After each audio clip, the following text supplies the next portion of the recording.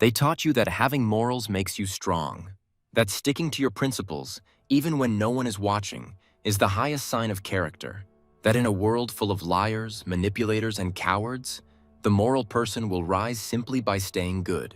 But Machiavelli would tell you, that's exactly what the powerful want you to believe. Because if you bind yourself to a code they do not follow, you have already lost. If your actions are limited by a need to be seen as righteous, you are fighting with your hands tied behind your back. And those without such restraints, they will use your morals as a map to predict your behavior, to control your reactions, and to keep you weak. See, Machiavelli didn't hate morality. He just understood what it really is, a set of rules, often written by the powerful, enforced by the obedient, and believed by the naive. He believed that the appearance of morality was more powerful than morality itself, because people don't reward you for being good. They reward you for seeming good, while still getting what you want. That's the game. He wrote The Prince not for saints, but for rulers, for those who had to make hard decisions, wield real power, and face the dirty truths that moral people spend their lives avoiding. And the first truth? A rigid moral code makes you easy to conquer. A moral person can be baited, guilt-tripped, expected to forgive, shamed into silence, and pressured to do the right thing, even when it hurts them. The person who places their own survival, ambition, and clarity beneath the abstract idea of being good becomes a tool, a predictable puppet in someone else's game. Think about it. How many times have you stopped yourself from saying or doing something, not because it was dangerous, but because it didn't feel right? How often have you handed over your time, your energy, your loyalty, simply to live up to a version of yourself the world trained you to value? Machiavelli saw through that. He watched leaders fall not because they were evil, but because they were too committed to virtue. He saw that power belongs not to the pure, but to the flexible, the person who knows when to be good and when to break their code entirely. Because here's what morality often becomes in the real world. A leash others tug on when you get too bold, a contract you signed but they didn't, a script you follow while they rewrite the ending. And they'll applaud you for it. They'll say you're principled, a good man, a decent woman. They'll crown you with compliments as long as you stay in your place. But start playing their game, start breaking the rules they secretly never followed, suddenly you're dangerous. Machiavelli didn't ask you to be heartless. He asked you to be aware. He wanted you to see that goodness without intelligence is not virtue, it's vulnerability. That sticking to morals at all costs makes you a hero only in your own story, while in theirs, you're just a pawn that was easy to defeat. Ask yourself, what happens when your morals cost you everything? When your honesty is used against you? When your forgiveness keeps toxic people close? When your loyalty keeps you in a losing position? When your integrity forces you to walk away from something you want, just because someone might not approve? What are you left with? Your pride? Your decency? Your spotless conscience? Machiavelli would ask, does any of that feed your ambition? Does any of that protect you when your enemies are closing in? Because the world is not moved by how good you are. It is moved by how well you understand the rules and how ruthlessly you are willing to bend them when needed. And the truth is, the people you admire most have already done this. The CEOs who preach empathy while crushing competition. The politicians who sell hope while negotiating power in the shadows. The heroes who are just better at hiding the blood on their hands. What separates them from you isn't that they're bad people. It's that they know when morality is a tool and when it's a trap. Machiavelli said, "A prince must be a great pretender and dissembler. He who deceives will always find those who allow themselves to be deceived. And who allows themselves to be deceived more than the moral purist? Who is more easily blindsided than the one who never lies, never plots, never doubts? So if you're tired of being manipulated, if you're tired of watching those with fewer scruples climb higher and faster, maybe it's time to ask yourself, what has your morality really earned you? Because if it's respect without results, if it's dignity without direction, if it's virtue without victory, then maybe it's not morality you're practicing. Maybe it's just submission with better PR. Maybe it's just fear in a white robe. Maybe it's the very thing keeping you average while calling itself noble. And Machiavelli would never allow that. He didn't write for the kind. He didn't write for the fair. He wrote for the ones ready to shed their illusions, to stop worshiping their own virtue like it's a trophy, to stop playing by rules no one else is playing by. He wrote for the one who's finally ready to ask, what do I want? What am I willing to do to get it? And what mask do I need to wear to make them believe I'm still one of the good ones? Because that's not corruption. That's intelligence. And intelligence is the new morality. They'll tell you that morality is what separates us from animals, that it's what builds civilizations, maintains order, and earns respect. But Machiavelli would argue, it's not morality that builds empires.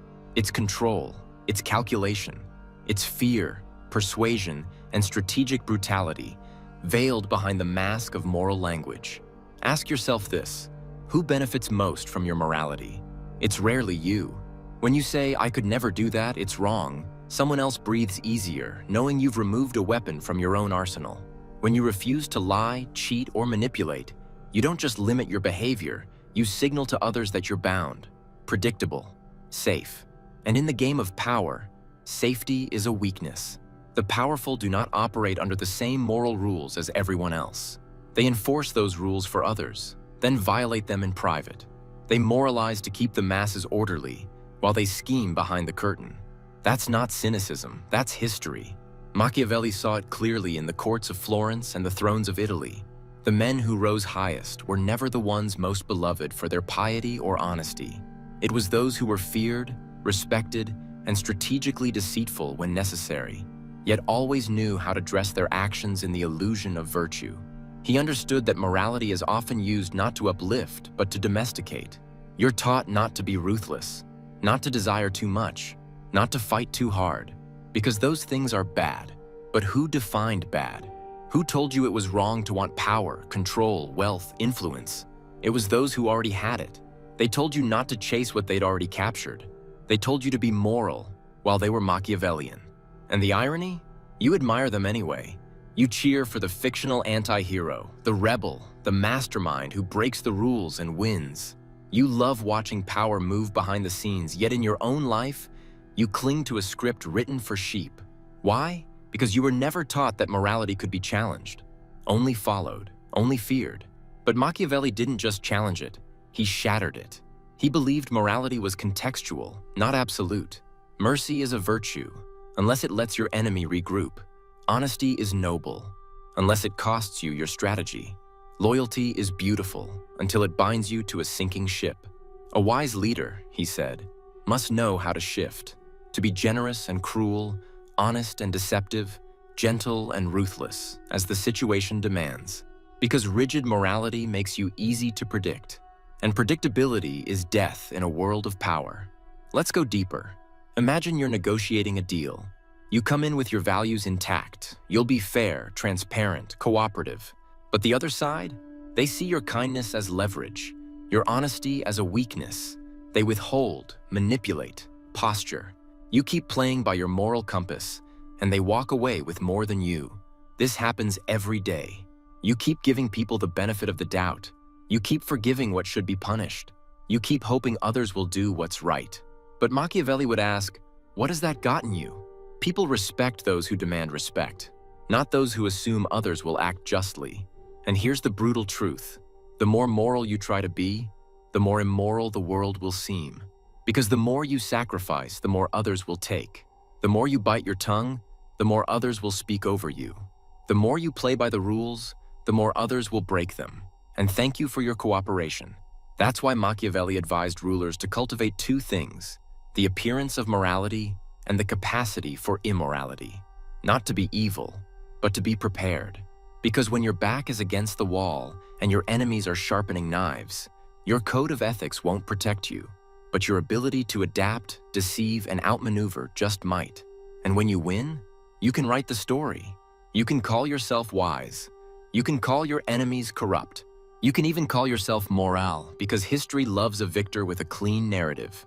That's what Machiavelli understood. Morality is not a universal law. It's a story. And those who write the story rule the world. So why not become the author? Why not learn to wear morality like a cloak, not a cage? Why not stop asking, is this right? And start asking, will this get me closer to power?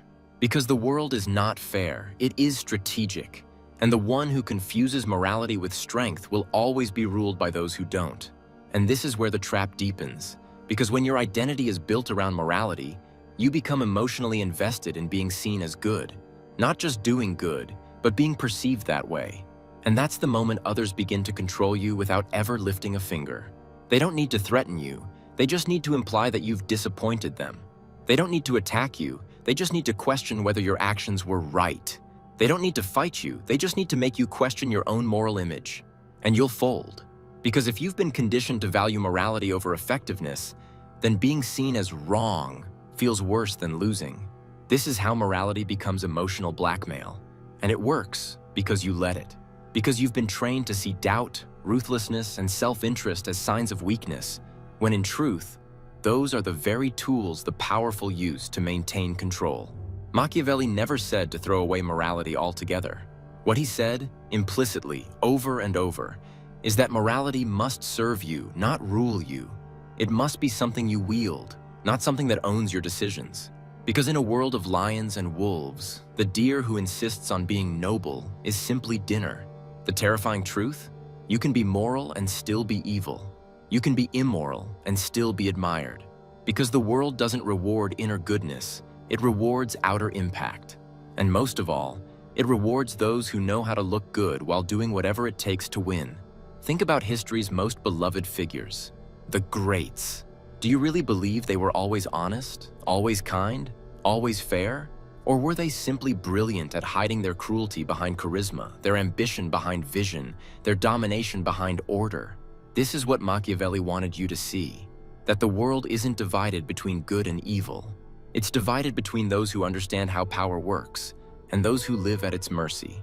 He wrote, "A prince must learn how not to be good and to use this knowledge or not to use it according to the necessity of the case." In other words, be good when it suits you. Break the rules when it saves you. Don't be consistent, be effective. That's not heartlessness, that's survival. Because sometimes your values will contradict each other. Is it moral to tell the truth, even if it destroys someone? Is it moral to protect someone you love, even if it means lying? Is it moral to obey the law, even when the law is corrupt? There is no perfect answer, but Machiavelli would say, when morality becomes an obstacle to power, discard it or disguise it. Because the person who refuses to get dirty will never plant the seeds of their own empire. The worst part is, if you're reading this and feeling uncomfortable, it's a sign that your identity is still wrapped around being one of the good ones. That you still believe playing fair will earn you favor. That your clean hands will eventually be recognized. But Machiavelli would whisper, recognized by who? And at what cost? Because in the real world, power doesn't come from being admired. It comes from being feared when necessary, respected always, and understood rarely. And morality makes you readable. It gives others a script, a way to anticipate your next move, a way to corner you with your own principles. But the person who knows when to step outside that script, who can lie with a straight face, strike when expected to forgive, and disappear just before the ambush, that person is unbreakable. They are not good. They are not bad. They are sovereign. Because Machiavelli believed sovereignty wasn't granted, it was seized. And the person who seizes power does so not by asking what's right, but by understanding what's effective, what's necessary, and what the moment demands. You may be tempted to say, but I don't want to become a villain. Good, then don't. Become something even more dangerous. Someone who understands villains. Someone who knows their playbook and can beat them at their own game. Not through mindless cruelty, but through calculated restraint. Not by abandoning your values, but by placing them in service to your goals, not the other way around. Because when you stop worshiping the image of being good, you finally unlock the ability to do real good, not symbolic good. You stop pleasing and start influencing. You stop bleeding for people who would never do the same and start building alliances that move mountains. And above all, you stop asking permission to win. That's what makes you powerful, not your morality, but your mastery over it. And here's the final betrayal your morals will deliver. They will make you hate yourself the moment you finally do what's necessary. Because when you break your code, when you lie, when you cut someone off, when you seize something they said you didn't deserve, your old identity screams. It says, that's not you. It says, you're becoming one of them. It says, you should feel ashamed. But Machiavelli would lean in and whisper something colder, sharper, something you need to hear. You didn't become one of them. You became what they always feared you might become, free. Because that voice of guilt, that's not your conscience, that's the echo of your training. It's the sound of a society that needs you obedient to stay in power. A society that told you the highest good was to be moral, humble, compliant, so long as your morality never threatened the status quo. The moment your morality begins to sharpen into strategy, the moment your kindness becomes selective, the moment your silence turns to decisive speech, the world around you will call you dangerous. And they'll be right. Because now, you're not playing the game by their rules. You're writing your own. This is where you finally understand what Machiavelli was trying to say all along. He didn't despise virtue. He simply refused to let virtue enslave him. He believed in honor, but not at the cost of clarity. He believed in justice, but not when it made you weak. He believed in the image of goodness, but never at the expense of control. And that's the Machiavellian paradox. Appear moral, act strategic, and win completely. Because in the eyes of the crowd, you must still be admired. But behind the curtain, you must be calculating. Because that's how power works. That's how kingdoms are built. And that's how you rise without ever becoming the villain they warned you about. You become a new kind of leader, one who is feared quietly and respected loudly. One who offers mercy, but only when it strengthens your position. One who knows how to pretend to hesitate when you've already decided. One who knows how to walk away while they're still asking questions. This isn't about abandoning all ethics. It's about replacing inherited morality with chosen principles, ones you define, ones you enforce, ones that serve your mission, not someone else's myth. You become your own compass. You decide who is worth helping, when kindness strengthens you or costs you, when the truth serves you and when silence is power, and when justice is noble, and when revenge is survival. And you never apologize for that again. Because those who demand your apology are not seeking justice. They're seeking your submission. And Machiavelli's first rule is this: never kneel twice. You bowed once when you believed the lie. You bent over backwards to be fair, to be moral, to be seen as good. Now you rise. Not as a tyrant, not as a savior, but as something far rarer. A mind unchained, a strategist unafraid, a player in full control of the board. No longer asking if it is right, but asking, will this bring me power, peace, and progress? That is the new morality. One built on awareness, rooted in strength, forged in the fire of hard choices, not soft illusions. And if they say you've changed, good. Because the world has enough good people who suffer in silence. What it needs now, what you are becoming, is something else. Not the most moral, but the most dangerous. Because you saw through the lie and chose to become free.